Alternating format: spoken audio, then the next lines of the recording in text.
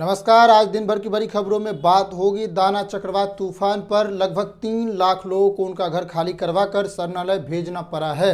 फिर बात होगी प्रदूषण पर। स्वच्छ हवा हर व्यक्ति का मौलिक अधिकार है, सुप्रीम कोर्ट ने किसे कानून की याद दिलाई। और अंत में बात करेंगे संसद की लोक लेखा समिति की बैठक में क्यों हाजिरी नहीं लगाई सेबी के चेयरपर्सन।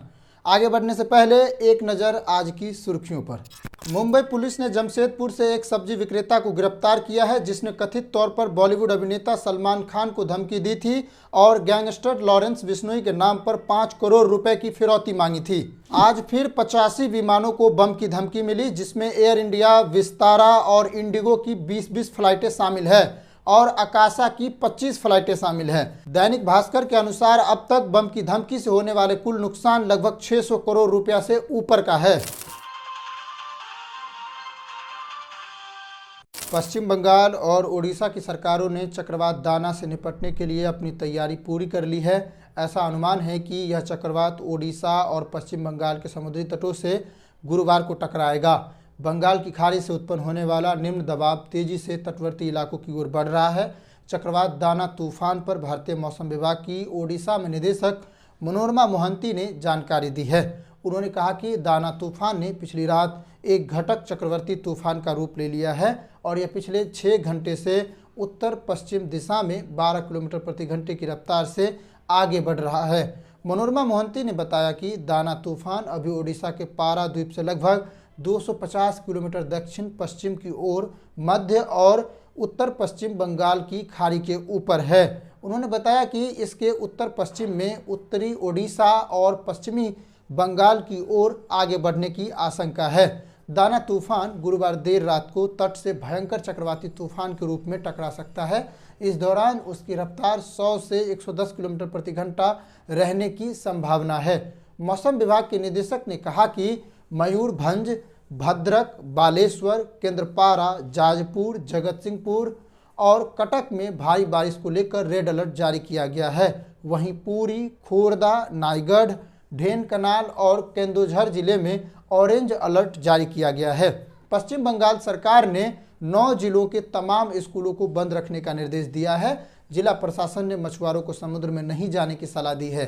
पहले से समुद्र में गए मछुआरों को वापस बुला लिया गया है।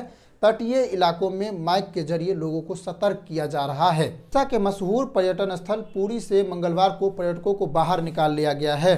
पहले से बुकिंग कर चुके पर्यटकों को पुरी आने से मना कर दिया गया है। राज्य में 23 से 25 अक्टूबर तक 14 जिलों के सभी स्कूलों को बंद कर दिया गया है। चक्रवात दाना को ध्यान में रखते हुए राष्ट्रपति द्रौपदी मुर्मू का दौरा भी स्थगित कर दिया गया है। इस तूफान की वजह से रेल यातायात सेवा भी बुरी तरीके से प्रभावित हुई है। रेलवे ने वंदे भारत और राजधानी एक्सप्रेस समेत 200 से ज़्यादा ट्रेनों के संचालन को स्थगित कर दिया है। पश्चिम बंगाल और उड़ीसा सरकार ने एहतियाती तौर पर तटीय इलाकों से करीब 3 लाख लोगों को सुरक्षित स्थानों पर पहुंचाया है। दोनों राज्यों में तटवर्ती जिलों के तमाम स्कूलों को 25 अक्टूबर तक बंद कर दिया गया है और डॉक्टरों समेत तमाम सरकारी कर्मचारियों की छुट्टी रद्द कर दी गई है। इस चक्रवर्ती तूफान से निपटने के लिए तैयारियां करते हुए पश्चिम बंगाल सरकार ने दीघा, ताजपुर, शंकरपुर और डायमंड हार्बर जैसे तटीय पर्यटन स्थलों के तमाम होटलों को बुधवार दोपहर तक खाली करा लिया है। इन इलाकों से मंगलवार को ही पर्यटकों की वापसी का सिलसिला शुरू हो गया था। मुख्यमंत्री ममता बनर्जी ने चक्रवात दाना के संभावित असर वाले जिले में जिलों के हालात पर निगरानी की जिम्मेदारी सचिव स्तर के अधिकारी को सौंपा है। इन इलाकों में कई कंट्रोल रूम खोले गए हैं। करीब 1000 राहत शिविर खोले गए हैं। इलाके के स्कूलों और सरकारी भवनों में भी लोगों के रहने खाने पीने का इंतजाम किया गया है। चक्रवात दाना तूफान बुधवार रात से बृहस्पति के सुबह तक पुरी से सागर द्वीप के बीच तटों से टकरा सकता है। इसकी वजह से बृहस्पतिवार और शुक्रवार को भी भारी बारिश होने की संभावना है। राज्य मौसम विभाग ने कहा है कि बंगाल की खाड़ी से उत्पन्न होने वाला निम्न दबाव बुधवार दोपहर तक ही चक्रवाती तूफान में बदल सकता है।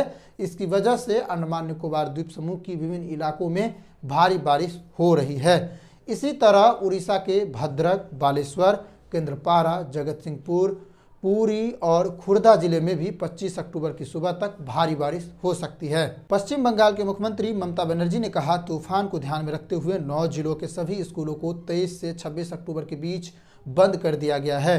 तूफान के असर से निपटने के लिए इंटीग्रेटेड कंट्रोल रूम खोले गए हैं, वह 24 घंटे खुला रहेगा। उड़ीसा के मशहूर पर्यटन स्थल पुरी को मंगलवार को पर्यटकों के लिए खाली करा दिया गया है।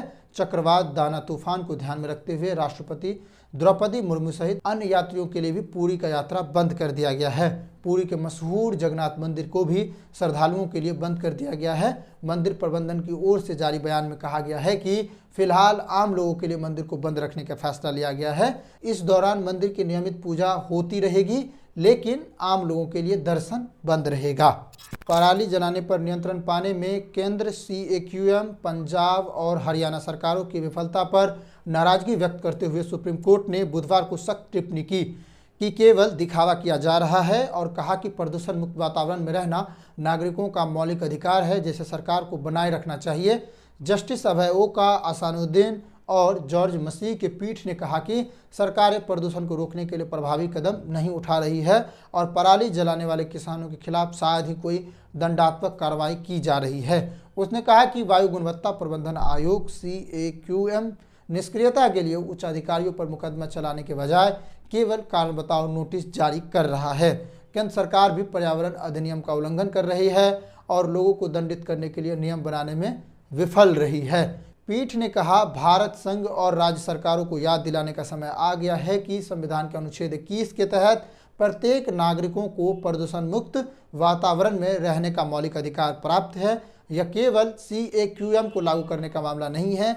सरकार को यह पता लगाना होगा कि वह नागरिकों के सम्मान के साथ और प्रदूषण मुक्त वातावरण में रहने के अधिकार को कैसे रक्षा करेंगे और कैसे बचाएंगे। सुप्रीम कोर्ट की बेंच ने सरकारों से प्रदूषण की समस्या पर मुकदमेबाजी के विरोधात्मक रूप से देखने से मना किया है और कहा कि केंद्र और राज्यों के बीच बेहतर समन्वय की स्थापना की आवश्यकता है। उसने कहा कि अदालत के पास पर्यावरण संबंधी मामले पर आदेश पारित करने में कठोर होने के अलावा और कोई विकल्प नहीं है, अन्यथा स्थिति और अधिक खराब हो जाएगी।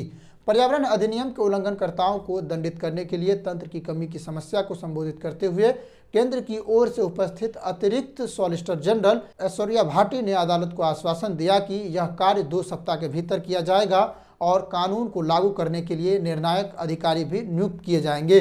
CAQM ने अपने हलफनामे में अदालत को बताया कि उसने दोनों राज्यों को विभिन्न अधिकारियों को नोटिस जारी किया है, जिनमें कृषि और पर्यावरण के अतिरिक्त मुख्य सचिव और राज्य प्रदूषण बोर्ड के सदस्य सचिव भी शामिल हैं, ताकि यह स्पष्ट किया जा सके कि वायु गुणवत्ता प्रबंधन आयोग अधिनियम की धारा 14 के तहत कार्रवाई क्यों नहीं शुरू की गई।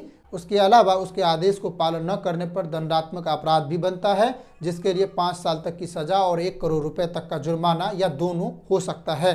प्रदूषण के खिलाफ चल रही बहस में सरकारें अपनी मुंह छुपा रही है। दिल्ली की हवा ऐसी है कि लोग घर के बाहर भी धुएं के गुब्बारे में जिंदा है।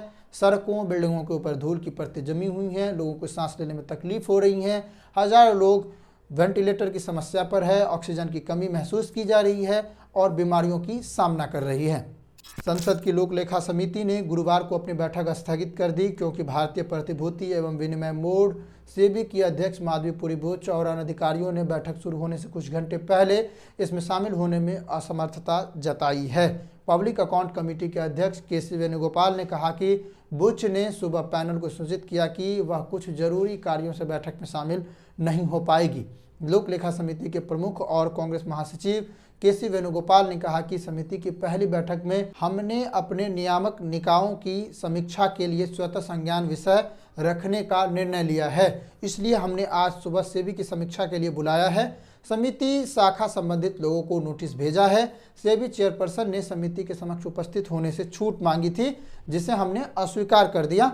उसके बाद उन्होंने पुष्टि की कि वह और उनकी टीम इस समिति में उपस्थित रहेगी। KC वेणुगोपाल ने आगे कहा कि आज सुबह 9:30 बजे उन्होंने मुझे बताया वह दिल्ली आने की स्थिति में नहीं है। महिला के अनुरोध पर विचार करते हुए हमने सोचा कि आज की बैठक को किसी अन्य दिन के लिए स्थगित करना बेहतर होगा।